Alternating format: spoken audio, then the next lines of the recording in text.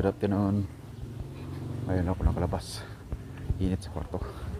Pupunta ako ng downtown. At ako'y magbangka lang. See you. Sakay muna ako ng tricycle or payong. Doon ako sa kanto sasakay sa tindahan ni Lady Gaga. Pupunta ako ng downtown. Hello guys, lakad lang ako guys. Dahil dito lang ako sa iskinitan namin dumaan. Ayan o. Papuntang pier ng bangka. So guys, kaalis lang ng isang bangka. Dito ako.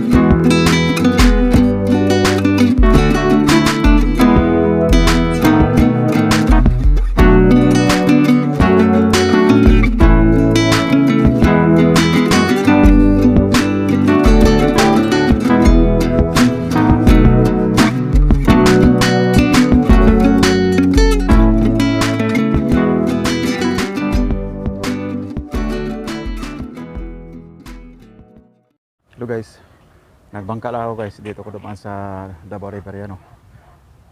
Ganda ang ano ng Davao River. Malinaw ang tubig yan o. So mataas pa yung araw pero hindi na ganong mainit dahil mahangin.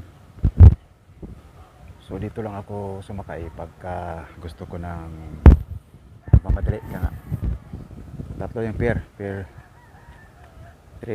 pier 2, pier 1. So magandang hapon sa inyo lahat guys. Naway samahan nyo ako sa aking paglalakbay. Papunta ako ng downtown para mag-relax. Hindi makarelax sa mainit sa kwarto. So yun guys, sarap maligo kasi malamig ang tubig.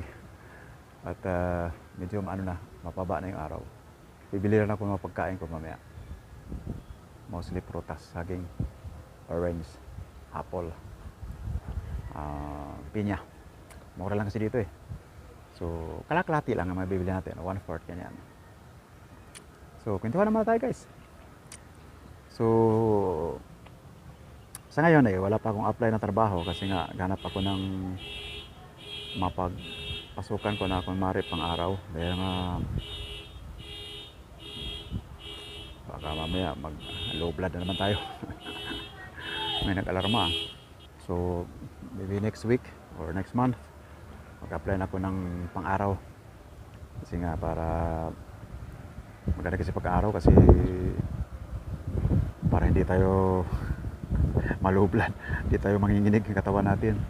Hindi ko pa nasubukan eh. Physically fit na ako ngayon. Magpa-check up muna ako pala sa either bukas or after tomorrow sa City Health Office. Kasi para ma-check niyo ang aking timbang, ang aking blood pressure, saka manghingi din ako ng mga vitamins. Yun lang libre dito eh, mga multivitamins, mga maintenance ganyan para sa mga senior. So yun guys, yun lang naman ang punta ko sa health, City Health Office.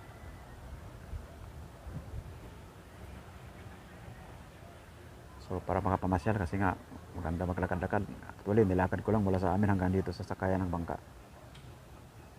Yun yung building guys na Optum na malaki na bagong bukas sa Davao City. Yun laki. Yun yung ano dito eh, bagong bukas na call center dito sa Davao City. Optum. Katabi siya ng BXI. Tinatawag na Philcris Centrale. Philcris Centrale. Yan yun. So, yan yung malaking building na pag pumunta ka sa Sandawa, makikita mo yan, building na yan, malapit na yung bahay namin dyan. O malapit na yung tinitirahan ko. Doon naman ako sumasakay pag gusto ko sumakay.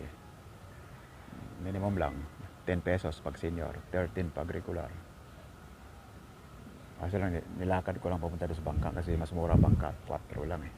Tapos downtown na, paglabas mo dito sa ah, labasan.